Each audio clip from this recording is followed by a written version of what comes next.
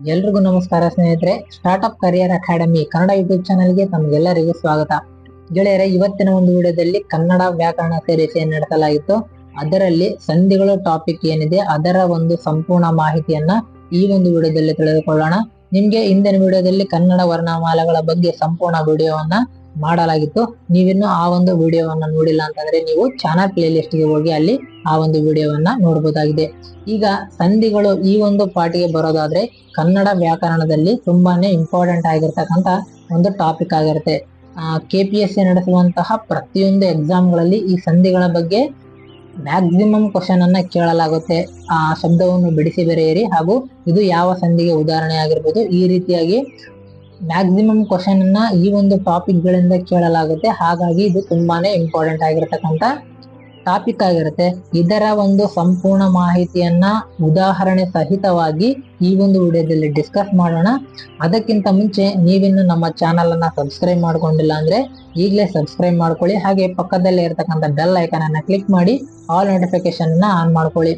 ಇದರಿಂದ ನಾವು ಹೊಸ ವಿಡಿಯೋ ಏನಾದ್ರು ಮಾಡಿದ್ರೆ ಅದು ನಿಮ್ಗೆ ನೋಟಿಫಿಕೇಶನ್ ಮೂಲಕ ಬರುತ್ತೆ, ಹಾಗ ನೀವು ನೋಡಬಹುದಾಗಿದೆ. ಹಾಗಿದ್ರೆ ಬನ್ನಿ ಮತ್ತೆ ಈ ಒಂದು ವಿಡಿಯೋದ ಲಿಂಕ್ ಅನ್ನು ನಿಮ್ಮ ಎಲ್ಲಾ ಸ್ನೇಹಿತರಿಗೂ ಶೇರ್ ಮಾಡಿ. ಇಲ್ಲಿ ನೋಡೋಣ, ಮೊದಲನೇದಾಗಿ ಸಂಧಿಗಳು ಎಂದರೇನು, ಸಂಧಿ ಎಂದರೇನು, ಇದರ ಒಂದು ಮೀನಿಂಗ್ ಅನ್ನ ನೋಡೋದಾದ್ರೆ ಎರಡು ಪದಗಳು ಕಾಲ ವಿಳಂಬವಿಲ್ಲದೆ ಸೇರುವುದನ್ನ ಸಂಧಿ ಎನ್ನುವರು ಅಂತ ಇದೆ. ಅಂದ್ರೆ ಎರಡು ಪದಗಳು ಏನಿರ್ತವೆ ಅವು ಕಾಲ ವಿಳಂಬವಿಲ್ಲದೆ, ಅಂದ್ರೆ ಎರಡು ಪದಗಳನ್ನ ಜೋಡಿಸಿ ಬರೆದಾಗ ಅದ ಮುಂದೆ ಯಾವುದೇ ರೀತಿಯಾಗಿ ಅರ್ಥ ಕೆಡದೆ ಅದು ಒಂದು ಪೂರ್ಣ ಶಬ್ದ ಆದರೆ ಅದನ್ನ ಸಂಧಿ ಅಂತೇಳಿ ಕರೆಯಲಾಗುತ್ತೆ. ಇಲ್ಲಿ ಉದಾಹರಣೆ ನೋಡಿ, ಮನೆ ಅಧಿಕ್ ಇಂದ ಅಂತ ಇದೆ, ಮನೆಯಿಂದ. ಇಲ್ಲಿ ಇದನ್ನ ಪ್ಲಸ್ ಅನ್ನೋ ಹಾಗಿಲ್ಲ, ಇದು ಮ್ಯಾಥಮೆಟಿಕ್ಸ್ ಅಲ್ಲಿ ಪ್ಲಸ್ ಆಗುತ್ತೆ.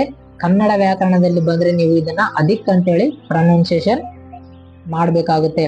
ಇಲ್ಲಿ ನೋಡಿ, ಮನೆ ಅಧಿಕ್ ಇಂದ ಈ ಎರಡು ಪದಗಳನ್ನ ಸೇರಿಸಿ ಬರೆದಾಗ ಮನೆಯಿಂದ ಅನ್ನುವಂತಹ ಒಂದು ಪೂರ್ಣ ಪದ ಆಗುತ್ತೆ. ಊರು ಅಧಿಕ್ ಊರು ಇದನ್ನ ಸೇರಿಸಿ ಬರೆದಾಗ ಊರೂರು ಅನ್ನುವಂತಹ ಪೂರ್ಣ ಪದ ಆಗುತ್ತೆ. ಗುರು ಅಧಿಕ್ ಇದನ್ನ ಕೂಡಿಸಿ ಬರೆದಾಗ ಗುರುವನ್ನು ಎನ್ನುವಂತಹ ಪೂರ್ಣ ಪದವಾಗುತ್ತೆ. ಇಲ್ಲಿ ನೋಡಿ, ಇಲ್ಲಿ ಕನ್ನಡ ವ್ಯಾಕರಣ ಇದು ಒಂಥರ ಟಾಪಿಕ್ ಅಂತಂದ್ರೆ ಇಲ್ಲಿ ನಿಮ್ಗೆ ಕನ್ನಡ ವ್ಯಾಕರಣಕ್ಕೆ ಸಂಬಂಧಪಟ್ಟಿರ್ತಕ್ಕಂಥ ಯಾವುದೇ ಕ್ವಶನ್ ಬರಲಿ ನೀವು ಈಸಿಯಾಗಿ ಅದನ್ನ ಹೇಗೆ ಸಾಲ್ವ್ ಮಾಡ್ಬೋದು ಅಂತ ಕೇಳಿದ್ರೆ, ಇಲ್ಲಿ ನೋಡಿ ನಿಮ್ಗೆ ಯಾವುದೇ ಟಾಪಿಕ್ ಬರಲಿ, ಸಂಧಿಗಳಾಗಿರ್ಬೋದು, ಸಮಾಸಗಳಾಗಿರ್ಬೋದು, ಅಥವಾ ನಿಮ್ಗೆ ಮುಂದೆ ಅವ್ಯಯಗಳಂತ ಬರ್ತವೆ, ಸಾಮಾನ್ಯ ಅವ್ಯಯಗಳು, ವಚನಗಳು ಬರ್ತವೆ, ವಿಭಕ್ತಿ ಪ್ರತ್ಯಯಗಳು ಬರ್ತವೆ. ಎಲ್ಲಾ ಟಾಪಿಕ್ ಏನಿದೆ ಅದರ ಒಂದು ಮೀನಿಂಗ್ ನಿಮ್ಗೆ ಗೊತ್ತಿರಬೇಕಾಗುತ್ತೆ. ಆ ಒಂದು ಟಾಪಿಕ್ ನಿಮ್ಗೆ ಸಂಧಿ ಎಂದರೇನು, ಸಮಾಸ ಎಂದರೇನು, ಅದರಲ್ಲಿರ್ತಕ್ಕಂಥ ವಿಧಗಳಿರ್ತವೆ, ಅವುಗಳ ಅರ್ಥ ನಿಮ್ಗೆ ಸಂಪೂರ್ಣವಾಗಿ ಗೊತ್ತಿರಬೇಕಾಗುತ್ತೆ. ಆಗ ಮಾತ್ರ ಈ ಒಂದು ಕ್ವಶನ್ಗೆ ನಿಮ್ಗೆ ಆನ್ಸರ್ ಹಾಕೋದಕ್ಕೆ ನೀವು ಎಲಿಜಿಬಲ್ ಇರ್ತೀರ. ಹಾಗಾಗಿ ಈ ಒಂದು ಮೀನಿಂಗ್ಗಳು ಏನಿರ್ತವೆ, ಅರ್ಥಗಳೇನಿರ್ತವೆ ಅವು ನಿಮ್ಗೆ ತುಂಬಾನೇ ಇಂಪಾರ್ಟೆಂಟ್ ಆಗಿರ್ತವೆ. ಹಾಗಾಗಿ ಈ ಅರ್ಥಗಳನ್ನ ನೀವು ಮೊದಲು ಇಲ್ಲಿ ಅರ್ಥ ಮಾಡ್ಕೋಬೇಕಾಗುತ್ತೆ. ನಿಮ್ಗೆ ಮೊದಲು ಅರ್ಥ ಗೊತ್ತಿರಬೇಕಾಗುತ್ತೆ. ಇಲ್ಲಿ ನೋಡಿ, ಎರಡು ಪದಗಳು ಕಾಲ ವಿಳಂಬವಿಲ್ಲದೆ ಸೇರುವುದನ್ನ ಸಂಧಿ ಅಂತೇಳಿ ಕರೀತಾರೆ. ಹಾಗಾಗಿ ನಿಮ್ಗೆ ಇದು ತುಂಬಾನೇ ಇಂಪಾರ್ಟೆಂಟ್ ಆಗಿರುತ್ತೆ. ಒಂದು ನೋಟ್ ಬುಕ್ ಅನ್ನ ತಗೊಂಡು ನೀವು ಮೀನಿಂಗ್ ಮತ್ತೆ ಉದಾಹರಣೆಯನ್ನ ನೋಟ್ ಮಾಡ್ಕೊಳ್ಳಿ. ಇವು ಮುಂಬರುವಂತಹ VA ಎಕ್ಸಾಮ್ ಆಗಿರ್ಬೋದು, KS ಮತ್ತೆ PDO ಎಕ್ಸಾಮ್ಸ್ ಗಳಿಗೆ ಹಾಗೂ ಎಲ್ಲಾ ರಾಜ್ಯದ ಎಲ್ಲಾ ಸ್ಪರ್ಧಾತ್ಮಕ ಪರೀಕ್ಷೆಗಳಿಗೆ ತುಂಬಾನೇ ಇಂಪಾರ್ಟೆಂಟ್ ಆಗಿರ್ತಕ್ಕಂಥ ಟಾಪಿಕ್ ಇದಾಗಿರುತ್ತೆ. ಇಲ್ಲಿ ಮುಂದೆ ನೋಡೋದಾದ್ರೆ ಸಂಧಿಗಳಲ್ಲಿ ಎರಡು ವಿಧ. ಮೊದಲನೇದಾಗಿ ಕನ್ನಡ ಸಂಧಿ ಅಂತ ಕರಿತೀವಿ, ಎರಡನೇದಾಗಿ ಸಂಸ್ಕೃತ ಸಂಧಿಗಳಂತೇಳಿ ಕರಿತೀವಿ. ಇಲ್ಲಿ ಕನ್ನಡ ಸಂಧಿ ಇದರ ಒಂದು ಮೀನಿಂಗ್ ಅನ್ನ ನೋಡೋದಾದ್ರೆ, ಇದರ ಒಂದು ಅರ್ಥವನ್ನ ನೋಡೋದಾದ್ರೆ, ಸಂಧಿ ಕಾರ್ಯ ನಡೆಯುವಾಗ ಕನ್ನಡಕ್ಕೆ ಕನ್ನಡ ಪದಗಳು ಸೇರಿ ಸಂಧಿ ಆಗುವುದನ್ನ ಕನ್ನಡ ಸಂಧಿ ಅಂತೇಳಿ ಕರೆಯಲಾಗುತ್ತೆ. ಅಂದ್ರೆ ಕನ್ನಡ ಪದಗಳು, ಎರಡು ಕನ್ನಡ ಪದಗಳು ಸೇರಿ ಒಂದು ಪೂರ್ಣ ಕನ್ನಡ ಪದ ಆದ್ರೆ ಅದನ್ನ ಕನ್ನಡ ಸಂಧಿಗಳಂತೇಳಿ ಕರಿತೀವಿ. ಹಾಗೆ ಈ ಕನ್ನಡ ಸಂಧಿಯಲ್ಲಿ ಮತ್ತೆ ಮೂರು ವಿಧಗಳಾಗಿ ವಿಂಗಡಣೆ ಮಾಡಬಹುದಾಗಿದೆ. ಕನ್ನಡ ಸಂಧಿಗಳಲ್ಲಿ ಮೂರು ವಿಧ. ಮೊದಲನೇದು ಲೋಪ ಸಂಧಿ, ಆಗಮ ಸಂಧಿ, ಆದೇಶ ಸಂಧಿ. ಇಲ್ಲಿ ಲೋಪ ಸಂಧಿ ಮತ್ತು ಆಗಮ ಸಂಧಿಯನ್ನ ಕನ್ನಡ ಸ್ವರ ಸಂಧಿಗಳಂತೇಳಿ ಕರಿತೀವಿ. ಹಾಗೆ ಆದೇಶ ಸಂಧಿಯನ್ನ ಕನ್ನಡ ವ್ಯಂಜನ ಸಂಧಿ ಅಂತೇಳಿ ಕರಿತೀವಿ. ಇಲ್ಲಿ ನಾವು ಬ್ರಾಕೆಟ್ ಅಲ್ಲಿ ಇದನ್ನ ಕನ್ನಡ ಸ್ವರ ಸಂಧಿ, ಕನ್ನಡ ವ್ಯಂಜನ ಸಂಧಿ ಅಂತ ಯಾಕೆ ಬರೆದಿದ್ದೀವಿ, ಇವುಗಳನ್ನ ಕನ್ನಡ ಸ್ವರ ಸಂಧಿ ಮತ್ತೆ ಕನ್ನಡ ವ್ಯಂಜನ ಸಂಧಿ ಅಂತೇಳಿ ಯಾಕೆ ಕರಿತೀವಿ ಅಂತ ಅನ್ನೋದನ್ನ ಮುಂದೆ ನಿಮ್ಗೆ ಹೇಳ್ತಾ ಹೋಗ್ತೀನಿ. ಇಲ್ಲಿ ನೋಡಿ, ಕನ್ನಡ ಸಂಧಿಗಳಲ್ಲಿ ಒಟ್ಟು ಮೂರು ವಿಧ: ಲೋಪ ಸಂಧಿ, ಆಗಮ ಸಂಧಿ ಮತ್ತು ಆದೇಶ ಸಂಧಿ. ಹಾಗೆ ಇಲ್ಲಿ ಸಂಸ್ಕೃತ ಸಂಧಿಗಳು ಅಂತ ಹೇಳಿ ಕರಿತೀವಿ. ಎರಡನೇದು, ಈ ಸಂಸ್ಕೃತ ಸಂಧಿಗಳೆಂದ್ರೆ ಏನು? ಎರಡು ಸಂಸ್ಕೃತ ಪದಗಳು ಸೇರಿ ಸಂಧಿ ಆದರೆ ಅದನ್ನ ಸಂಸ್ಕೃತ ಸಂಧಿ ಅಂತೇಳಿ ಕರೆಯಲಾಗುತ್ತೆ. ಹಾಗೆ ಅಲ್ಲಿ ನೋಡಿದ್ರಾಗ ಕನ್ನಡ ಪದಗಳು ಸೇರಿ ಒಂದು ಪೂರ್ಣ ಪದ ಆದ್ರೆ ಅದನ್ನ ಕನ್ನಡ ಸಂಧಿ ಅಂತ ಹೇಳಿ ಕರಿತೀವಿ. ಇಲ್ಲಿ ಎರಡು ಸಂಸ್ಕೃತ ಪದಗಳು ಸೇರಿ ಒಂದು ಪದ ಆದ್ರೆ ಅದನ್ನ ಸಂಸ್ಕೃತ ಸಂಧಿ ಅಂತ ಹೇಳಿ ಕರೆಯಲಾಗುತ್ತೆ. ಇಲ್ಲಿ ಸಂಸ್ಕೃತ ಸಂಧಿಯಲ್ಲಿ ಮತ್ತೆ ಎರಡು ವಿಧ. ಕನ್ನಡ ಸ್ವರ ಇಲ್ಲಿ ಕನ್ನಡ ಅಂತ ಆಗ್ಬೇಕಿತ್ತು. ಇಲ್ಲಿ ಕನ್ನಡ ಸ್ವರ ಸಂಧಿ ಇಲ್ಲ, ಸಂಸ್ಕೃತ ಸ್ವರ ಸಂಧಿ, ಸಂಸ್ಕೃತ ವ್ಯಂಜನ ಸಂಧಿ ಅಂತೇಳಿ ಎರಡು ವಿಧಗಳನ್ನ ಕರೆಯಲಾಗುತ್ತೆ. ಈ ಸಂಸ್ಕೃತ ಸಂಧಿಗಳಲ್ಲಿ ಮತ್ತೆ ಎರಡು ವಿಧ, ಸ್ವರ ಸಂಧಿ ಮತ್ತೆ ವ್ಯಂಜನ ಸಂಧಿ ಅಂತೇಳಿ ಕರೆಯಲಾಗುತ್ತೆ. ಈಗ ಕನ್ನಡ ಸಂಸ್ಕೃತ ಸ್ವರ ಸಂಧಿಗಳಲ್ಲಿ ಮತ್ತೆ 4 ವಿಧ ಹಾಗೂ ಸಂಸ್ಕೃತ ವ್ಯಂಜನ ಸಂಧಿಗಳಲ್ಲಿ 4 ವಿಧಗಳಿರ್ತವೆ. ಇಲ್ಲಿ ಸಂಸ್ಕೃತ ಸ್ವರ ಸಂಧಿಗಳು ಯಾವ್ಯಾವ ಅಂತಂದ್ರೆ ಸವರ್ಣ ದೀರ್ಘ ಸಂಧಿ, ಗುಣ ಸಂಧಿ, ವೃದ್ಧಿ ಸಂಧಿ ಮತ್ತು ಎಣ್ಣ ಸಂಧಿ. ಇಲ್ಲಿ ಸಂಸ್ಕೃತ ವ್ಯಂಜನ ಸಂಧಿಗಳು ಜಸ್ತ್ವ ಸಂಧಿ, ಚುಸ್ತ್ವ ಸಂಧಿ, ಅನುನಾಸಿಕ ಸಂಧಿ ಮತ್ತೆ ವಿಸರ್ಗ ಸಂಧಿ. ಈ ರೀತಿಯಾಗಿ ಸಂಸ್ಕೃತ ಸ್ವರ ಸಂಧಿಗಳು ಮತ್ತು ಸಂಸ್ಕೃತ ವ್ಯಂಜನ ಸಂಧಿಗಳಲ್ಲಿ ಬೇರೆ ಬೇರೆ ವಿಧಗಳಾಗಿ ಅಧ್ಯಯನ ಮಾಡಲಾಗುತ್ತೆ. ಅವುಗಳ ಎಲ್ಲಾ ಮೀನಿಂಗ್ ಅನ್ನ ಮತ್ತೆ ಉದಾಹರಣೆಗಳನ್ನ ಮುಂದೆ ನೋಡ್ತಾ ಹೋಗೋಣ. ಅವುಗಳನ್ನ ನೋಟ್ ಮಾಡ್ಕೊಳ್ಳಿ ಒಂದು ನೋಟ್ ಬುಕ್ ತಗೊಂಡು. ಇಲ್ಲಿ ನೋಡಿ, ಕನ್ನಡ ಸಂಧಿಗಳು. ಕನ್ನಡ ಸಂಧಿಗಳಲ್ಲಿ ಮೊದಲನೆಯದಾಗಿ ಲೋಪಸಂಧಿ. ಲೋಪಸಂಧಿ ಎಂದರೇನು? ಇದರ ಮೀನಿಂಗ್ ಅನ್ನ ನೋಡೋದಾದ್ರೆ, ಸಂಧಿ ಕ್ರಿಯೆ ನಡೆಯುವಾಗ ಸ್ವರದ ಮುಂದೆ ಸ್ವರ ಬಂದಾಗ ಪೂರ್ವ ಪದದ ಕೊನೆಯ ಪದವು ಲೋಪವಾಗುತ್ತದೆ. ಇದನ್ನ ಲೋಪಸಂಧಿ ಅಂತೇಳಿ ಕರೆಯಲಾಗುತ್ತೆ. ಅಂದ್ರೆ ಎರಡು ಪದಗಳು ಸೇರಿ ಒಂದು ಸಂಧಿ ಆಗುವಾಗ ಆ ಸ್ವರಗಳ ಮುಂದೆ ಸ್ವರವು ಬಂದಾಗ ಆ ಒಂದು ಪೂರ್ವ ಪದದ ಕೊನೆಯ ಪದ ಏನಿರುತ್ತೆ ಅದು ಲೋಪ ಆಗುತ್ತದೆ. ಇಲ್ಲಿ ಉದಾಹರಣೆ ನೋಡಿ, ನಿಮ್ಗೆ ಐಡಿಯಾ ಬರುತ್ತೆ. ಉದಾಹರಣೆ, ಊರು ಅಧಿಕ್ ಊರು, ಊರೂರು. ಇಲ್ಲಿ ನೋಡಿ, ಎರಡು ಪದಗಳನ್ನ ಬಿಡಿಸಿ ಬರೆಯಲಾಗಿದೆ. ಊರು ಅಂತ ಇದೆ ಮತ್ತೆ ಊರು ಅಂತ ಇದೆ. ಇದು ಪೂರ್ವ ಪದದ ಕೊನೆಯ ಪದ ಊ ಬಂದಿದೆ ಮತ್ತು ಉತ್ತರ ಪದದ ಮೊದಲ ಪದ ಊ ಬಂದಿದೆ. ಈ ಎರಡು ಪದಗಳು ಸೇರಿ ಊ ಆಗಿದೆ. ಇಲ್ಲಿರುವಂತಹ ವ್ಯಂಜನ ಏನಿದೆ, ಇಲ್ಲಿರುವಂತಹ ಸ್ವರ ಏನಿದೆ, ಆ ಒಂದು ಸ್ವರ ಇಲ್ಲಿ ರು ಇದೆ ಅಲ್ವಾ, ಪೂರ್ವ ಪದದ ಕೊನೆಯ ಪದ ರು, ಅದರಲ್ಲಿ ಲೋಪ ಆಗುತ್ತೆ.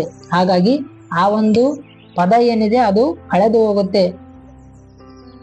ಆಗ ಇದನ್ನ ಲೋಪಸಂಧಿ ಅಂತೇಳಿ ಕರೆಯಲಾಗುತ್ತೆ. ಇಲ್ಲಿ ನೋಡಿ, ನಾವು ಅಧಿಕ್ ಎಲ್ಲ, ನಾವೆಲ್ಲ. ಇಲ್ಲಿ ಪೂರ್ವ ಪದದ ಮೊದಲ ಪದದಲ್ಲಿರ್ತಕ್ಕಂಥ ಎ ಅಕ್ಷರ ಏನಿದೆ ಅದು ಓ. ಇಲ್ಲಿ ನಾವು ಅಂತ ಇದೆ, ಅಲ್ಲಿರ್ತಕ್ಕಂಥ ಊ ಸ್ವರ ಏನಿದೆ ಅದು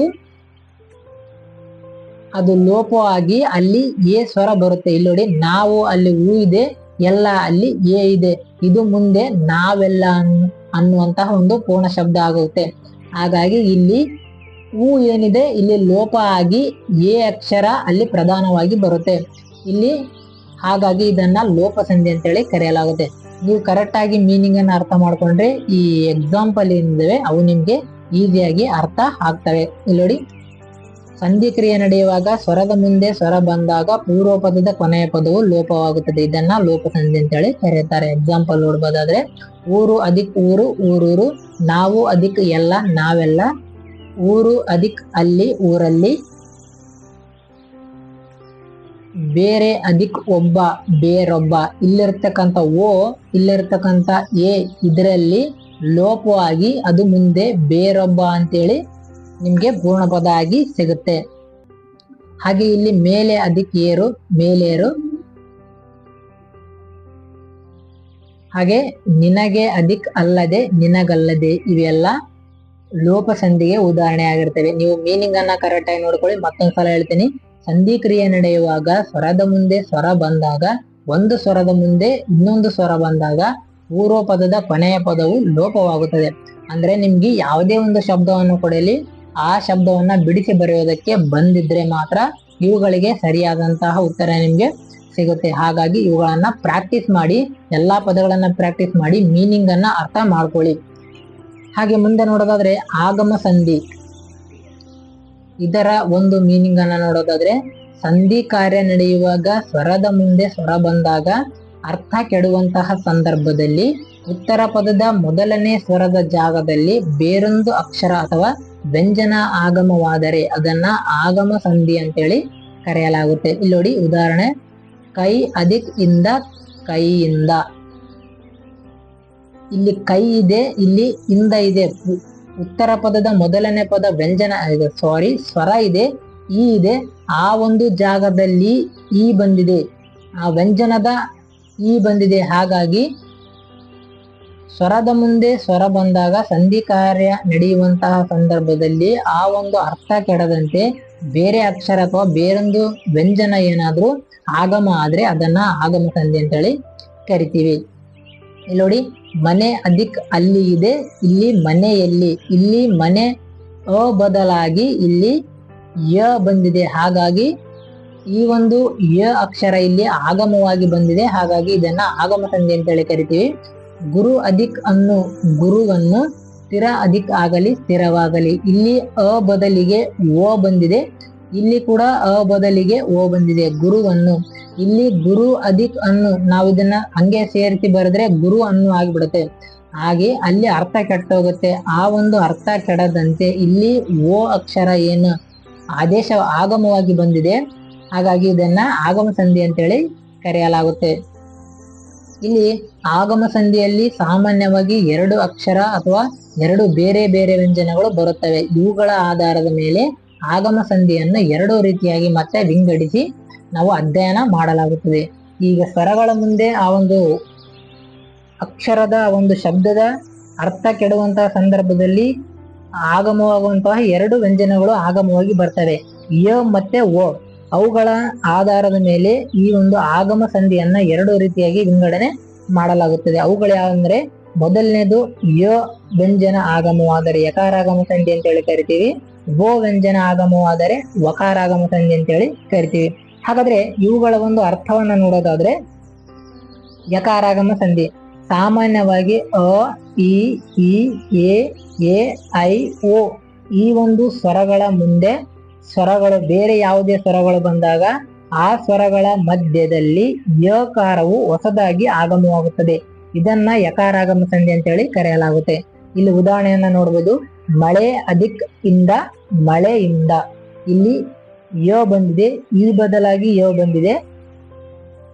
ಹಾಗಾಗಿ ಇಲ್ಲಿ ಯ ವ್ಯಂಜನ ಆಗಮವಾಗಿರೋದ್ರಿಂದ ಇದು ಯಕಾರಾಗಮ ಸಂಧಿ ಆಗುತ್ತೆ. ಚಳಿ ಅಧಿಕ್ ಅಲ್ಲಿ ಚಳಿಯಲ್ಲಿ. ಗಾಳಿ ಅಧಿಕ್ ಅನ್ನು ಗಾಳಿಯನ್ನು. ರಾತ್ರಿ ಅಧಿಕ್ ಅಲ್ಲಿ ರಾತ್ರಿಯಲ್ಲಿ. ಕೈ ಅಧಿಕ್ ಅಲ್ಲಿ ಕೈಯಲ್ಲಿ. ಇಲ್ಲಿ ಯ ವ್ಯಂಜನ ಆಗಮವಾಗಿ ಬಂದಿರೋದ್ರಿಂದ ಇದನ್ನ ಯಕಾರಾಗಮ ಸಂಧಿ ಅಂತೇಳಿ ಕರೆಯಲಾಗುತ್ತೆ. ನಿಮ್ಗೆ ಕ್ವಶನ್ ಬೇಕಾದ್ರೆ ಕೇಳ್ಬೋದು, ಚಳಿಯಲ್ಲಿ ಇದು ಯಾವ ಸಂಧಿಗೆ ಉದಾಹರಣೆ ಅಂತ ಕ್ವಶನ್ ಕೇಳಿ ಆಪ್ಷನ್ಸ್ ಅಲ್ಲಿ ಕೊಟ್ಟಿರ್ತಾನೆ. ನಿಮ್ಗೆ ಅಲ್ಲಿ ಯಕಾರಾಗಮ ಸಂಧಿ ಆಪ್ಷನ್ ಇಲ್ಲ ಅಂತಂದ್ರೆ ಆಗಮ ಸಂಧಿ ಇದ್ರೂ ಕೂಡ ನೀವು ಅದನ್ನ ಟಿಕ್ ಮಾಡಿದ್ರೆ ಅದು ನಿಮ್ಗೆ ರೈಟ್ ಆನ್ಸರ್ ಆಗುತ್ತೆ. ಇಲ್ಲಿ ನೋಡಿ, ವಕಾರಾಗಮ ಸಂಧಿ ಆಗಿರುತ್ತೆ. ಇಲ್ಲಿ ಸಂಧಿ ಕಾರ್ಯ ನಡೆಯುವಾಗ ಅ, ಉ, ರು, ಓ, ಔ ಕಾರಗಳ ಮುಂದೆ ಸ್ವರವು ಬಂದಾಗ ಉತ್ತರ ಪದದ ಮೊದಲನೇ ಸ್ವರದ ಜಾಗದಲ್ಲಿ ಓ ಕಾರವು ಆಗಮವಾದರೆ ಅದನ್ನ ವಕಾರಾಗಮ ಸಂಧಿ ಅಂತೇಳಿ ಕರೆಯಲಾಗುತ್ತೆ. ಅಲ್ಲಿ ಯಕಾರ ಆಗಮವಾದರೆ ಯಕಾರಾಗಮ ಸಂಧಿ ಆಗುತ್ತೆ. ಇಲ್ಲಿ ಓಕಾರ ಆಗಮವಾದರೆ ಇಲ್ಲಿ ವಕಾರಾಗಮ ಸಂಧಿ ಆಗುತ್ತೆ.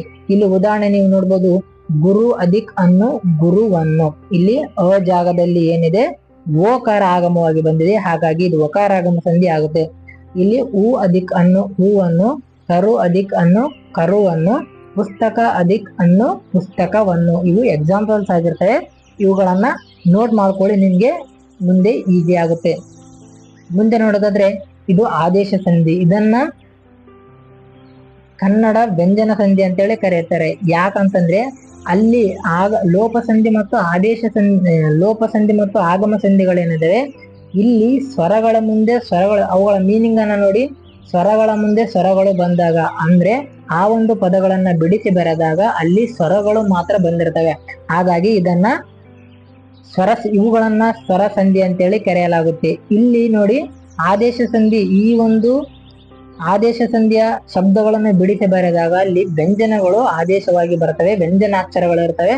ಹಾಗಾಗಿ ಇವುಗಳನ್ನ ವ್ಯಂಜನ ಸಂಧಿ ಅಂತೇಳಿ ಕರೆಯಲಾಗುತ್ತೆ. ಇಲ್ಲಿ ನೋಡಿ, ಮುಂದೆ ನಿಮ್ಗೆ ಗೊತ್ತಾಗುತ್ತೆ, ಸಂಧಿ ಕಾರ್ಯ ನಡೆಯುವ ಸಂದರ್ಭದಲ್ಲಿ ಉತ್ತರ ಪದದ ಮೊದಲ ವ್ಯಂಜನದ ಬದಲಾಗಿ ಬೇರೊಂದು ವ್ಯಂಜನ ಆದೇಶವಾಗಿ ಬರುವುದನ್ನ ಆದೇಶ ಸಂಧಿ ಅಂತೇಳಿ ಕರೆಯಲಾಗುತ್ತೆ. ಅಂದ್ರೆ ಸಂಧಿ ಕಾರ್ಯ ನಡೆಯುವಂತಹ ಸಂದರ್ಭದಲ್ಲಿ ಆ ಒಂದು ಶಬ್ದಗಳನ್ನ ಬಿಡಿಸಿ ಬರೆದಾಗ ಅಲ್ಲಿರುವಂತಹ ಮೊದಲ ಪದ ಮತ್ತು ಕೊನೆಯ ಪದ, ಪೂರ್ವ ಪದ ಮತ್ತು ಉತ್ತರ ಪದದಲ್ಲಿರ್ತಕ್ಕಂಥ ವ್ಯಂಜನಗಳ ಬದಲಾಗಿ ಬೇರೆ ವ್ಯಂಜನಗಳು ಆದೇಶವಾಗಿ ಬಂದರೆ ಅದನ್ನ ಆದೇಶ ಸಂಧಿ ಅಂತ ಹೇಳಿ ಕರೆಯಲಾಗುತ್ತೆ. ಇಲ್ಲಿ ನೋಡಿ, ಸಾಮಾನ್ಯವಾಗಿ ಕ ತ ಪ ಗಳಿಗೆ ಗ ದ ಬಗಳು ಆದೇಶವಾಗಿ ಬರುತ್ತವೆ.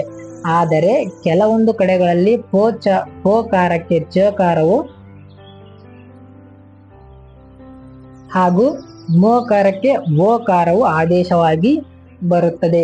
ಇಲ್ಲಿ ನೀವು ಉದಾಹರಣೆಯನ್ನು ನೋಡೋದಾದ್ರೆ, ಮಳೆ ಅಧಿಕ್ ಕಾಲ ಮಳೆಗಾಲ. ಇಲ್ಲಿ ನೋಡಿ ಕ ಕಾರ ಇದೆ, ಮಳೆ ಅಲ್ಲಿ ಎ ಇದೆ, ಇಲ್ಲಿ ಕಾಲ ಇದೆ. ನೋಡಿ, ಉತ್ತರ ಪದದ ಮೊದಲ ಪದ ಏನಿದೆ ಕಾಲ ಇದೆ, ಇದಕ್ಕೆ ಪರ್ಯಾಯವಾಗಿ ಇಲ್ಲಿ ನೋಡಿ ಗಾಲ ಅಂತ ಇಲ್ಲಿ ಗ ಆದೇಶವಾಗಿ ಬಂದಿದೆ. ಇದು ಮಳೆ ಅಧಿಕ ಕಾಲ, ಇದು ಮುಂದೆ ಹೋಗಿ ಮಳೆ ಗಾಲ ಆಗಿದೆ. ಇಲ್ಲಿ ಕ ಕಾರಕ್ಕೆ ಗ ಕಾರ ಆದೇಶವಾಗಿ ಬಂದಿದೆ. ಇಲ್ಲಿ ನೋಡಿ, ಕ ಕಾರಕ್ಕೆ ಗ ಕಾರವು ಆದೇಶವಾಗಿ ಬಂದಿದ್ರಿಂದ ಇದನ್ನ ಆದೇಶ ಸಂಧಿ ಅಂತ ಹೇಳಿ ಕರೆಯಲಾಗುತ್ತೆ. ನೀವು ಯಾವುದೇ ಒಂದು ಶಬ್ದವನ್ನ ಎಕ್ಸಾಮ್ ಅಲ್ಲಿ ಕೊಟ್ಟಾಗ ನೀವು ಅದನ್ನ ಬಿಡಿಸಿ ಬರೆಯೋದನ್ನ ಕಲಿಬೇಕಾಗುತ್ತೆ. ಹಾಗಾಗಿ ಎಲ್ಲಾ ಪದಗಳನ್ನ ಬಿಡಿಸಿ ಬರೆಯೋದಕ್ಕೆ ನೀವು ಎಷ್ಟು ಪ್ರಾಕ್ಟೀಸ್ ಮಾಡ್ತಿರೋ ಅಷ್ಟು ನಿಮ್ಗೆ ಒಳ್ಳೇದಾಗುತ್ತೆ. ಇವುಗಳ ಮೀನಿಂಗ್ ಏನಾದ್ರು ಗೊತ್ತಿದ್ರೆ ನಿಮ್ಗೆ ಸಂಧಿಗಳು ಟಾಪಿಕ್ ಏನಿದೆ ಸಂಪೂರ್ಣವಾಗಿ ಕ್ಲಿಯರ್ ಆಗುತ್ತೆ. ಯಾವುದೇ ಕ್ವಶನ್ ಕೇಳಿದ್ರು ನೀವು ಸರಿಯಾಗಿ ಆನ್ಸರ್ ಮಾಡಬಹುದಾಗಿದೆ. ಇಲ್ಲಿ ನೋಡಿ, ಹಳೆ ಅಧಿಕ ಕನ್ನಡ ಹಳೆಗನ್ನಡ, ಬೆಟ್ಟ ಅಧಿಕ ತಾವರೆ ಬೆಟ್ಟದಾವರೆ, ಕಣ್ಣ ಅಧಿಕ ಪನಿ ಕಂಬನಿ, ಚಳಿ ಅಧಿಕ ಕಾಲ ಚಳಿಗಾಲ, ಮೈ ಅಧಿಕ ತೊಳೆ ಮೈದೊಳೆ, ಎಳೆ ಅಧಿಕ ಕರು ಎಳೆಗರು, ಹುಲ್ಲು ಅಧಿಕ ಕಾವಲು ಹುಲ್ಲುಗಾವಲು.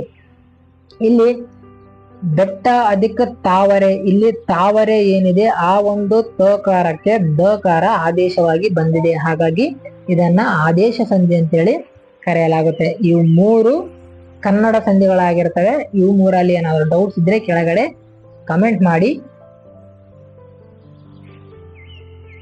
ಮುಂದಿನ ಟಾಪಿಕ್ಗೆ ಹೋಗೋದಾದ್ರೆ ಸಂಸ್ಕೃತ ಸಂಧಿಗಳು. ಎರಡನೇದಾಗಿ ಸಂಧಿಗಳಲ್ಲಿ ಎರಡನೇದಾಗಿರ್ತಕ್ಕಂಥ ಸಂಸ್ಕೃತ ಸಂಧಿಗಳ ಬಗ್ಗೆ ನೋಡೋದಾದ್ರೆ, ಸಂಧಿ ಕಾರ್ಯ ನಡೆಯುವಾಗ ಪೂರ್ವ ಪದ ಮತ್ತು ಉತ್ತರ ಪದಗಳೆರಡು ಸಂಸ್ಕೃತ ಪದಗಳಾಗಿದ್ದರೆ ಅಂತಹ ಪದಗಳನ್ನು ಸಂಸ್ಕೃತ ಸಂಧಿಗಳೆಂದು ಕರೆಯುತ್ತೇವೆ.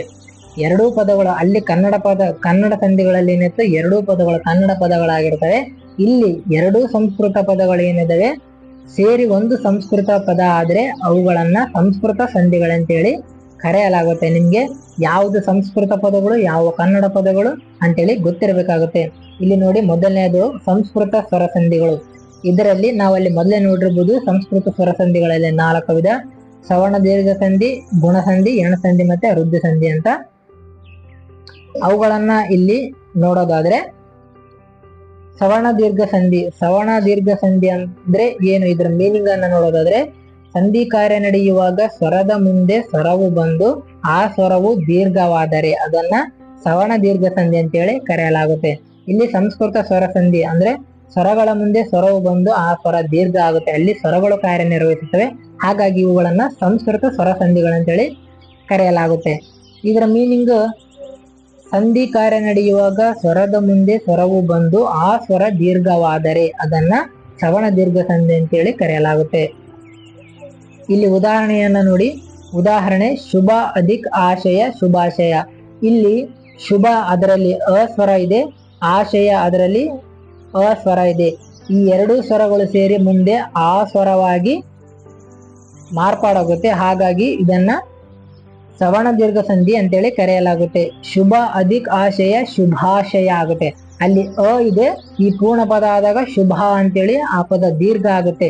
ಹಾಗಾಗಿ ಇದು ಸವರ್ಣ ದೀರ್ಘ ಸಂಧಿ ಆಗುತ್ತೆ. ಇದೇ ರೀತಿ ಇನ್ನು ದೇವ ಅಧಿಕ್ ಅಸುರ ದೇವಾಸುರ, ಮಹಾ ಅಧಿಕ್ ಆತ್ಮ ಮಹಾತ್ಮ, ಗಿರಿ ಅಧಿಕ್ ಈಶಾ ಗಿರೀಶ, ಸುರ ಅಧಿಕ್ ಅಸುರ ಸುರಾಸುರ, ವಿದ್ಯಾ ಅಧಿಕ್ ಅಭ್ಯಾಸ ವಿದ್ಯಾಭ್ಯಾಸ. ಈ ಒಂದು ಎಕ್ಸಾಂಪಲ್ ಅನ್ನ ನೀವು ಬರ್ಕೊಂಡು ಆ ಒಂದು ಸವರ್ಣ ದೀರ್ಘ ಸಂಧಿ ಇದರ ಒಂದು ಮೀನಿಂಗ್ ಅನ್ನ ನೀವು ಅರ್ಥ ಮಾಡ್ಕೊಂಡಿದ್ದೆ ಆದ್ರೆ ನಿಮ್ಗೆ ಈ ಒಂದು ಸಂಧಿಗಳು ತುಂಬಾನೇ ಇಂಪಾರ್ಟೆಂಟ್ ಆಗಿರ್ತವೆ ಮತ್ತು ತುಂಬಾನೇ ಈಸಿ ಆಗಿರ್ತಕ್ಕಂಥ ಟಾಪಿಕ್ ಆಗುತ್ತೆ. ಇಲ್ಲ ಅಂದ್ರೆ ನಿಮ್ಗೆ ಇದು ತುಂಬಾನೇ ಟಫ್ ಆಗುತ್ತೆ.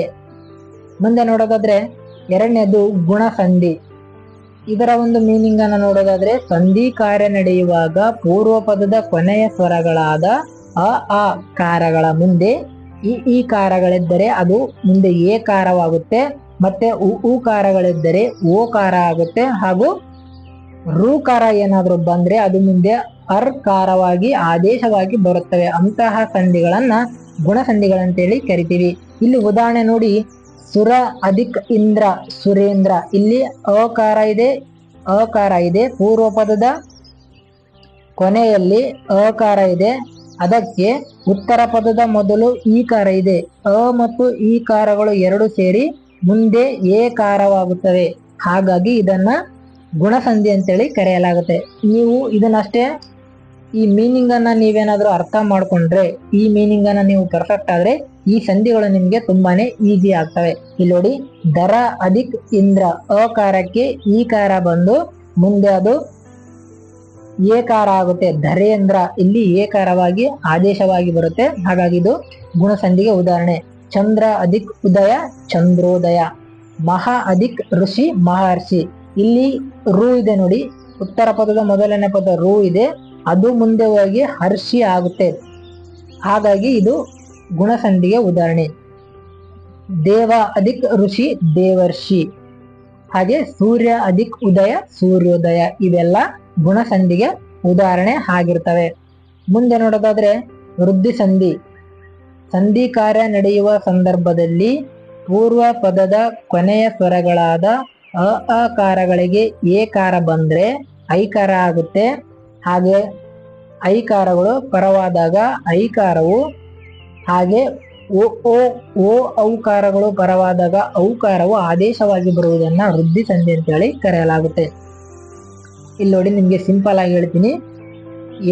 ಇಲ್ಲಿ ಉದಾಹರಣೆ ನೋಡಿ, ಏಕ ಅಧಿಕ್ ಏಕ ಏಕೈಕ ಆಗುತ್ತೆ. ಇಲ್ಲಿ ಪೂರ್ವ ಪದದ ಕೊನೆಯಲ್ಲಿ ಏನಿದೆ ಅವ್ಯಂಜನ ಇದೆ, ಅದಕ್ಕೆ ಏಕಾರ ಏನಾದ್ರೂ ಬಂದ್ರೆ ಅದು ಮುಂದೆ ಐಕಾರವಾಗಿ ಆದೇಶವಾಗಿ ಬರುತ್ತೆ. ಎ ಮತ್ತು ಐ ಇದರಲ್ಲಿ ಯಾವ್ದಾದ್ರೂ ಬರಲಿ, ಅವೆರಡರಲ್ಲಿ ಓಕೆ ಎ ಬಂದಾಗ ಅದು ಮುಂದೆ ಏನಾಗುತ್ತೆ ಐ ಆಗುತ್ತೆ. ಈ ರೀತಿಯಾದಂತಹ ಶಬ್ದಗಳು ಅಲ್ಲಿ ಏನಾದ್ರೂ ಬಂದ್ರೆ ಅವು ವೃದ್ಧಿ ಸಂಧಿಗೆ ಉದಾಹರಣೆ ಆಗಿರ್ತವೆ. ಇಲ್ಲಿ ನೋಡಿ, ಅಷ್ಟ ಅಲ್ಲಿ ಅ ಇದೆ, ಐಶ್ವರ್ಯ ಅಲ್ಲಿ ಐ ಬಂದಿದೆ, ಇದು ಮುಂದೆ ಅಷ್ಟೈಶ್ವರ್ಯ ಆಗುತ್ತೆ. ಅದು ಮುಂದೆ ಐ ಅಕ್ಷರ ಸ್ವರವು ಐ ಸ್ವರವು ಆದೇಶವಾಗಿ ಬರುತ್ತೆ. ಹಾಗಾಗಿ ಇದು ವೃದ್ಧಿ ಸಂಧಿಗೆ ಉದಾಹರಣೆ ಆಗಿರುತ್ತೆ. ಇಲ್ಲಿ ನೋಡಿ, ವನ ಅಧಿಕ್ ಔಷಧಿ ವನೌಷಧಿ. ಲೋಕ ಅಧಿಕ್ ಏಕವೀರ ಲೋಕೈಕ ವೀರ. ಘನ ಅಧಿಕ್ ಔದಾರ್ಯ ಘನೌದಾರ್ಯ. ಇಲ್ಲಿ ಅಕಾರಗಳಿಗೆ ಎ ಐಕಾರಗಳು ಪರವಾದಾಗ ಅದು ಮುಂದೆ ಐಕಾರವಾಗಿ ಆದೇಶವಾಗಿ ಬರುತ್ತೆ. ಹಾಗೆ ಮತ್ತೆ ಅಕಾರಗಳಿಗೆ ಓ ಔಕಾರಗಳು ಏನಾದ್ರೂ ಬಂದಾಗ ಅದು ಮುಂದೆ ಔಕಾರ ಆದೇಶವಾಗಿ ಬರುತ್ತೆ. ಇಂತಹ ಸಂಧಿಗಳನ್ನ ವೃದ್ಧಿ ಸಂಧಿಗಳಂತೇಳಿ ಕರೀತಾರೆ. ನಿಮ್ಗೆ ಇಲ್ಲಿ ಎರಡು ಟಾಪಿಕ್ ಅನ್ನ ಮರೆಯಲೇಬೇಡಿ, ಅದನ್ನ ಸರಿಯಾಗಿ ನೆನ್ಪಿಟ್ಕೊಳ್ಳಿ. ಆ ಒಂದು ಸಂಧಿಗಳ ಮೀನಿಂಗ್ ಮತ್ತೆ ಆ ಒಂದು ಶಬ್ದವನ್ನ ನಿಮ್ಗೆ ಸರಿಯಾಗಿ ಬಿಡಿಸಿ ಬರೆಯೋಕೆ ಬಂದ್ರೆ ನಿಮ್ಗೆ ಈ ಸಂಧಿಗಳು ತುಂಬಾನೇ ಈಸಿ ಆಗ್ತವೆ. ನಿಮ್ಗೆ ಮೀನಿಂಗ್ ಗೊತ್ತಿದೆ, ಎಲ್ಲಾನು ಗೊತ್ತಿದೆ, ಆದ್ರೆ ಆ ಒಂದು ಅಕ್ಷರವನ್ನ ನಿಮ್ಗೆ ಬಿಡಿಸಿ ಬರೆಯೋದಕ್ಕೆ ಬಂದಿಲ್ಲ ಅಂತಂದ್ರೆ ಅದು ನಿಮ್ಗೆ ಎಕ್ಸಾಮ್ ಅಲ್ಲಿ ಟಫ್ ಆಗುತ್ತೆ. ನೀವು ಅದನ್ನ ತಪ್ಪು ಆನ್ಸರ್ ಹಾಕೋ ಚಾನ್ಸಸ್ ಕೂಡ ಇರುತ್ತೆ. ಹಾಗೆ ಇಲ್ಲಿ ಮುಂದೆ ಎಣ್ ಸಂಧಿ 4ನೇದು. ಸಂಧಿ ಕಾರ್ಯ ನಡೆಯುವಾಗ ಸ್ವರಗಳಿಗೆ ಬದಲಾಗಿ ಸವರ್ಣವಲ್ಲದ ಸ್ವರ ಬಂದಾಗ, ಅಂದರೆ ಈ ಕಾರಗಳಿಗೆ ಯಕಾರವು, ಉಕಾರಗಳಿಗೆ ಓಕಾರವು, ಋಕಾರಕ್ಕೆ ಅರ್ಕಾರವು ಆದೇಶವಾಗಿ ಬಂದರೆ ಅದನ್ನ ಎಣ್ ಸಂಧಿ ಅಂತೇಳಿ ಕರಿತೀವಿ. ಇಲ್ಲಿ ನೋಡಿ ಉದಾಹರಣೆ, ಜಾತಿ ಅಧಿಕ್ ಅತೀತ ಜಾತ್ಯಾತೀತ. ಇಲ್ಲಿ ಜಾತಿಯ ಪೂರ್ವ ಪದದ ಕೊನೆಯಲ್ಲಿ ಈ ಇದೆ, ಉತ್ತರ ಪದದ ಮೊದಲು ಅ ಇದೆ. ಇವೆರಡು ಸ್ವರಗಳು, ಈ ಎರಡು ಸ್ವರಗಳ ಮುಂದೆ ಇನ್ನೊಂದು ಸ್ವರ ಬಂದ್ರೆ ಅದು ಬೇರೆ ಆಗ್ತಿತ್ತು, ಆದ್ರೆ ಇಲ್ಲಿ ಬೇರೆ ಅಕ್ಷರ ಆದೇಶವಾಗಿ ಬಂದಿದೆ. ಇಲ್ಲಿ ಒಂದು ವ್ಯಂಜನ ಬಂದಿದೆ ನೋಡಿ, ಯ ಆಗಿದೆ. ಇಲ್ಲಿ ಜಾತಿ ಅಧಿಕ್ ಅತೀತ ಜಾತ್ಯಾತೀತ ಆಗುತ್ತೆ, ಅಲ್ಲಿ ಯ ಪ್ರೊನೌನ್ಸಿಯೇಷನ್ ಆಗಿ ಅಲ್ಲಿ ಯ ಅಕ್ಷರ ಬಂದಿದೆ. ಹಾಗಾಗಿ ಇದು ಎಣ್ ಸಂಧಿ ಆಗುತ್ತೆ. ಈ ಮೀನಿಂಗ್ ನಿಮ್ಗೆ ಗೊತ್ತಿದ್ರೆ ಈ ಸಂಧಿ ಕೂಡ ನಿಮ್ಗೆ ಈಸಿ ಆಗುತ್ತೆ. ಇಲ್ಲಿ ನೋಡಿ, ಕೋಟಿ ಅಧಿಕ್ ಅಧೀಶ ಕೋಟ್ಯಾಧೀಶ. ಅತಿ ಅಧಿಕ್ ಅಂತ ಅತ್ಯಂತ. ಮನು ಅಧಿಕ್ ಅಂತರ ಮನ್ವಂತರ. ಯ ಮತ್ತು ಓ ಈ ಒಂದು ಅಕ್ಷರಗಳು ಆ ಸ್ವರಗಳ ಮುಂದೆ ಬಂದು ಈ ಎರಡು ಅಕ್ಷರಗಳು ಏನಾದ್ರೂ ಆದೇಶವಾಗಿ ಬಂದ್ರೆ ಅದನ್ನ ಎಣ್ ಸಂಧಿ ಅಂತೇಳಿ ಕರೆಯಲಾಗುತ್ತೆ. ಈ ಮೀನಿಂಗ್ ಅನ್ನ ಬರ್ಕೊಳ್ಳಿ, ಅರ್ಥ ಮಾಡ್ಕೊಳ್ಳಿ. ಈ ಒಂದು ಅಕ್ಷರಗಳನ್ನ ಬಿಡಿಸಿ ಬರೆಯೋದನ್ನ ಪ್ರಾಕ್ಟೀಸ್ ಮಾಡಿ. ಇವು ತುಂಬಾನೇ ಈಸಿ ಆಗ್ತವೆ. ಹಾಗೆ ಇಲ್ಲಿ ಸಂಸ್ಕೃತ ವ್ಯಂಜನ ಸಂಧಿಗಳನ್ನ ನೋಡೋದಾದ್ರೆ ಅವು ಸಂಸ್ಕೃತ ಸ್ವರ ಸಂಧಿಗಳಾದ್ರೆ ಇವು ಸಂಸ್ಕೃತ ವ್ಯಂಜನ ಸಂಧಿಗಳಂತೇಳಿ ಕರಿತೀವಿ. ಇದರಲ್ಲಿ ಮೊದಲನೇದು ಜಸ್ವ ಸಂಧಿ. ಇದರ ಒಂದು ಅರ್ಥವನ್ನ ನೋಡೋದಾದ್ರೆ ಸಂಧಿ ಕಾರ್ಯ ನಡೆಯುವಾಗ ಪೂರ್ವ ಪದದ ಕೊನೆಯಲ್ಲಿರುವ ವ್ಯಂಜನ ವರ್ಗದ ಮೊದಲ ಅಕ್ಷರಗಳಿಗೆ ಸಂಧಿ ಕಾರ್ಯ ನಡೆಯುವಾಗ ಪೂರ್ವ ಪದದ ಕೊನೆಯಲ್ಲಿರುವ ವ್ಯಂಜನ ವರ್ಗದ ಮೊದಲ ಅಕ್ಷರಗಳಿಗೆ ಬೇರೆ ಯಾವುದೇ ವರ್ಣವು ಎದುರಾದರೂ ಅದೇ ವರ್ಗದ ಮೂರನೇ ಅಕ್ಷರ ನಿಮ್ಗೆ ಆದೇಶವಾಗಿ ಬಂದರೆ ಅದನ್ನ ಜಸ್ವ ಸಂಧಿ ಅಂತೇಳಿ ಕರೆಯಲಾಗುತ್ತೆ. ಅಥವಾ ನಿಮ್ಗೆ ಈಸಿ ಮೀನಿಂಗ್ ಅನ್ನು ನೋಡೋದಾದ್ರೆ ಪೂರ್ವ ಪದದ ಕೊನೆಯಲ್ಲಿರುವ ಕ ಚ ಟ ತ ಪ ಗಳಿಗೆ ಅದೇ ವರ್ಗದ ಗ ಜ ಡ ದ ಬಗಳು ಆದೇಶವಾಗಿ ಬಂದರೆ ಅದನ್ನ ಜಸ್ವ ಸಂಧಿ ಅಂತೇಳಿ ಕರೆಯಲಾಗುತ್ತೆ. ಇಲ್ಲಿ ಜಸ್ ಎಂದರೆ ವ್ಯಂಜನದ ಪ್ರತಿ ವರ್ಗದ ಮೂರನೇ ಅಕ್ಷರ ಅಂತೇಳಿ ಅರ್ಥ. ಈ ಮೀನಿಂಗ್ ನಿಮ್ಗೆ ಗೊತ್ತಾದ್ರೆ ಈ ಒಂದು ಅಕ್ಷರವನ್ನು ಬಿಡಿಸಿ ಬರೆದಾಗ ನಿಮ್ಗೆ ಇದು ಈಸಿಯಾಗಿ ಅರ್ಥ ಆಗುತ್ತೆ. ಇಲ್ಲಿ ಉದಾಹರಣೆ ನೋಡಿ, ದಿಕ್ ಅದಿಕ್ ಅಂತ ದಿಗಂತ. ಈ ದಿಗಂತ ಎನ್ನುವಂತಹ ಅಕ್ಷರವನ್ನ ಬಿಡಿಸಿ ಬರೆದಾಗ ದಿಕ್ ಅದಿಕ್ ಅಂತ ಆಗುತ್ತೆ. ಇಲ್ಲಿ ನೋಡಿ, ದಿಕ್ ಪೂರ್ವ ಪದದ ಕೊನೆಯಲ್ಲಿ ಕ ಇದೆ, ಉತ್ತರ ಪದದ ಮೊದಲು ಅ ಇದೆ. ಈ ಕ ಅದರ ಬದಲಾಗಿ ಇಲ್ಲಿ ಗ ಆದೇಶವಾಗಿ ಬಂದಿದೆ. ದಿಕ್ ಅದಿಕ್ ಅಂತ ದಿಗಂತ ಆಗಿದೆ. ಹಾಗಾಗಿ ಇದು ಜಸ್ವ ಸಂಧಿ ಆಗುತ್ತೆ. ಅಚ್ ಅದಿಕ್ ಅಂತ ಅಜಂತ, ಷಟ್ ಅದಿಕ್ ಆನನ ಷಡಾನನ, ವಾಕ್ ಅದಿಕ್ ದೇವಿ ವಾಗ್ದೇವಿ. ನೀವು ಇವುಗಳನ್ನ ಅಬ್ಸರ್ವ್ ಮಾಡಿ. ಪೂರ್ವ ಪದದ ಈ ಒಂದು ಅರ್ಥಕ್ಕೆ ಅನುಸಾರವಾಗಿ ಪೂರ್ವ ಪದದ ಕೊನೆಯಲ್ಲಿ ಕ ಜ ಟ ತಬ್ಬುಗಳು ಏನಾದ್ರು ಇದ್ರೆ ಅದು ಮುಂದೆ ಗ ಜ ಡ ದಬ್ಬುಗಳು ಆದೇಶವಾಗಿ ಬರ್ತವೆ. ಹಾಗೇನಾದ್ರೂ ಬಂದ್ರೆ ಇದನ್ನ ಜಸ್ವ ಸಂಧಿ ಅಂತೇಳಿ ಕರೆಯಲಾಗುತ್ತೆ. ಮುಂದೆ ಎರಡನೇದು ಚುಸ್ವ ಸಂಧಿ ಅಂತೇಳಿ ಕರಿತೀವಿ. ಇದರ ಒಂದು ಅರ್ಥವನ್ನ ನೋಡೋದಾದ್ರೆ ಸಂಧಿ ಕಾರ್ಯ ನಡೆಯುವಾಗ ಪೂರ್ವ ಪದದ ಕೊನೆಯಲ್ಲಿ ಸಕಾರವಾಗಲಿ ತ ವರ್ಗವಾಗಲಿ ಇದ್ದು ಅದಕ್ಕೆ ಉತ್ತರ ಪದದ ಮೊದಲ ಅಕ್ಷರ ಶಕಾರವಾಗಲಿ ಅಥವಾ ಚ ವರ್ಗವಾಗಲಿ ಆದೇಶವಾಗಿ ಬಂದ್ರೆ ಅದನ್ನ ಚುತ್ವ ಸಂಧಿ ಅಂತೇಳಿ ಕರೆಯಲಾಗುತ್ತೆ. ಇಲ್ಲಿ ನೋಡಿ, ತ ವರ್ಗ ಅಂದ್ರೆ ತ ತದನ್ನ ಇವುಗಳಲ್ಲಿ ಯಾವ ಅಕ್ಷರ ಬಂದ್ರು ಕೂಡ ಅದು ಚುತ್ವ ಸಂಧಿ ಆಗುತ್ತೆ. ಹಾಗೆ ಚ ವರ್ಗದ ಚ ಚ ಜನ್ಯ ಇವುಗಳಲ್ಲಿ ಯಾವ ಅಕ್ಷರ ಬಂದ್ರು ಕೂಡ ಚುತ್ವ ಸಂಧಿ ಆಗುತ್ತೆ. ಉದಾಹರಣೆ ನೋಡೋದಾದ್ರೆ ಯಶಸ್ ಅಧಿಕ್ ಚಂದ್ರಿಕೆ, ಯಶಸ್ ಚಂದ್ರಿಕೆ. ಇಲ್ಲಿ ನೋಡಿ, ಸತ್ ಅಧಿಕ್ ಚಿತ್ರ ಸಚ್ಚಿತ್ರ, ಜಗತ್ ಅಧಿಕ್ ಜ್ಯೋತಿ ಜಗತ್ ಜ್ಯೋತಿ, ಮನಸ್ ಅಧಿಕ್ ಶಾಂತಿ ಮನಃಶಾಂತಿ. ಇಲ್ಲಿ ಪೂರ್ವ ಪದದ ಕೊನೆಯಲ್ಲಿ ಸ ವರ್ಣ ಇದೆ ಹಾಗೂ ಉತ್ತರ ಪದದ ಮೊದಲ ಪದ ಶ ಇದೆ. ಈ ಎರಡೂ ಪದಗಳು ಸೇರಿ ಮುಂದೆ ಮನಃಶಾಂತಿ ಅಂತೇಳಿ ಆ ಒಂದು ಪೂರ್ಣ ಪದ ಆಗಿದೆ. ಹಾಗಾಗಿ ಇದನ್ನ ಚುತ್ವ ಸಂಧಿ ಅಂತೇಳಿ ಕರೆಯಲಾಗುತ್ತೆ. ಇಲ್ಲಿ ಯಶಸ್ಸಿದೆ, ಇಲ್ಲಿ ಚಂದ್ರಿಕೆ ಇದೆ. ಈ ಒಂದು ಸವರ್ಣ ಇದೆ, ಉತ್ತರ ಪೂರ್ವ ಪದದ ಮೊದಲ ಪದ ಕೊನೆಯ ಪದ ಏನಿದೆ ಸವರ್ಣ ಇದೆ. ಇಲ್ಲಿ ನೋಡಿ, ಪೂರ್ವ ಪದದ ಕೊನೆಯಲ್ಲಿ ಸಕಾರವಾಗಲಿ ಅಥವಾ ಥ ವರ್ಗವಾಗಲಿ ಯಾವುದೇ ಇರಲಿ ಅದಕ್ಕೆ ಉತ್ತರ ಪದದ ಮೊದಲ ಅಕ್ಷರ ಶಕಾರವಾಗಲಿ ಅಥವಾ ಚ ವರ್ಗವಾಗಲಿ.